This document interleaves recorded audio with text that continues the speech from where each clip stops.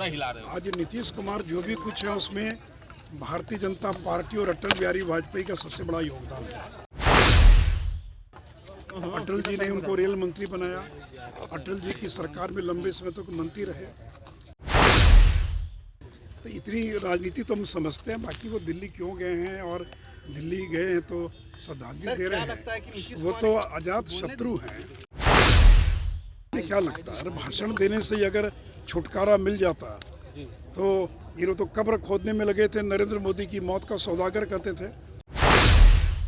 नमस्कार, आप देख रहे हैं मीडिया दर्शन और मैं हूं आपके साथ सचिन तिवारी। अटल बिहारी वाजपेयी की आज 5वीं पुण्यतिथि मनाई जा रही है और अटल बिहारी वाजपेयी की स्मृति चिन्ह पे पुष्प अर्पित और माल्यार्पण करने के बाद बिहार के पूर्व मुख्यमंत्री और राज्यसभा सांसद सुशील मोदी ने साफ तौर पर कहा है कि आज मुख्यमंत्री नीतीश कुमार जो कुछ भी है उसमें बीजेपी का और अटल बिहारी वाजपेयी का योगदान है। साथ ही उन्होंने कह दिया है कि अटल बिहारी वाजपेयी ने ही उनको रेल मंत्री बनाया था। उन्होंने कहा है कि अटल बिहारी वाजपेयी के सरकार में लंबे समय से मुख्यमंत्री नीतीश कुमार मंत्री रहे। तमाम मुद्दों की जानकारी देते हुए क्या कुछ कह रहे हैं राज्यसभा सांसद सुशील मोदी, पहले आप इस वीडियो में देखिए।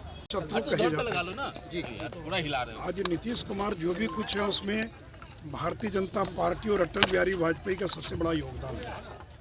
अटल जी ने उनको रेल मंत्री बनाया, अटल जी की सरकार में लंबे समय तक मंत्री रहे। लेकिन देखिए, जब वो अडवाणी जी अटल जी की प्रशंसा करते हैं तो उनके मन में श्रद्धा भाव कम बल्कि बीजेपी में एक विभाजन पैदा करने का प्रयास करते हो। इसे नरेंद्र मोदी बनाम अडवाणी, नरेंद्र मोदी बनाम अटल बिहारी वाजपेयी, ये पैदा करने का प्रयास करते हैं। तो इसमें वो कभी सफल नहीं होंगे, क्योंकि अटल बिहारी वाजपेयी की परंपरा को नरेंद्र मोदी आगे बढ़ा रहे हैं। अगर आप अटल जी का समर्थन करते तो आपको नरेंद्र मोदी का भी करना होगा। अटल जी और नरेंद्र मोदी कोई अलग नहीं है, लेकिन अटल जी अडवाणी जी का समर्थन करना और नरेंद्र मोदी का विरोध करना। और जब अडवाणी जी का प्रधानमंत्री पद के लिए उम्मीदवारी घोषित की गई तो सबसे प्रबल विरोध करने वाले नीतीश कुमार थे और आज उनके सबसे बड़े समर्थक बन गए। तो इतनी राजनीति तो हम समझते हैं, बाकी वो दिल्ली क्यों गए हैं और दिल्ली गए हैं तो श्रद्धांजलि दे रहे हैं, वो तो अजात शत्रु हैं। और अटल जी का जो व्यक्तित्व रहा है वो दल से ऊपर रहा है। जो वो कांग्रेस हो, आरजेडी हो, बीजेपी हो, सभी लोग उनको अपने नेता के नाते स्वीकार करते रहे।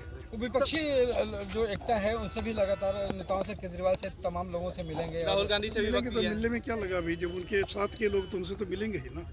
लेकिन पिछले 1 साल में बिहार में एक भी दल अगर महागठबंधन में जुड़ा हो तो नाम बता दीजिए। एक भी कोई बड़ा नेता जुड़ा हो।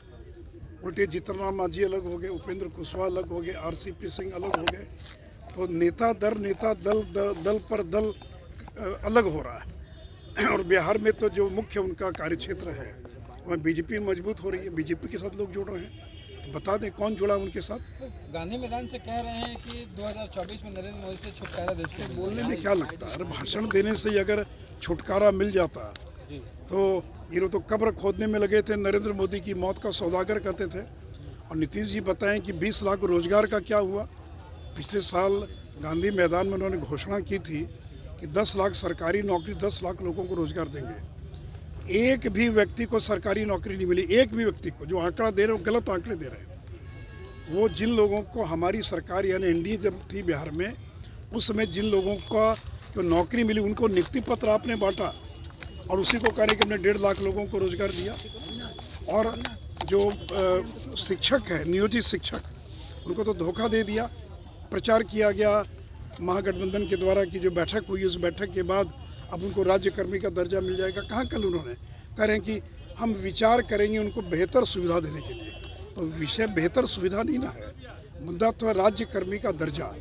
तो क्यों नहीं कल नीतीश कुमार ने जो 4 लाख से ज़्यादा नियोजित शिक्षक हैं उनको राज्यकर्मी का दर्जा देने का ऐलान किया। तो इसलिए देखिए, नीतीश कुमार को लोग पहचान गए हैं। इसलिए बिहार में 3 बाई इलेक्शन और 2 हार गए और 1 के अंदर भारतीय जनता पार्टी 64,000 वोट लाकर अब दूसरे नंबर पर रही। बिहार में अपराधी गोली चला रहे हैं, पुलिस पर गोली चला दी जा रही है। उससे हमने कहा कि गांधी मैदान के भाषण में उनको इस बात का भी जिक्र करना चाहिए था कि क्या कारण है कि जब एनडीए की सरकार रहती तो लॉ एंड ऑर्डर नियंत्रण में रहता है और जैसे ही राजद के साथ जाते हैं लॉ एंड ऑर्डर की स्थिति बिगड़ने लग जाती है। तो पिछले 1 साल में दिन पर दिन हत्या, बलात्कार, डकैती, अपहरण, इनकी संख्या लगातार बढ़ती जा रही है। लोग डरे हुए हैं, लोग सहमे हुए, तो थोड़ा उसका भी जिक्र उनको कर देना चाहिए था अपने भाषण के अंदर।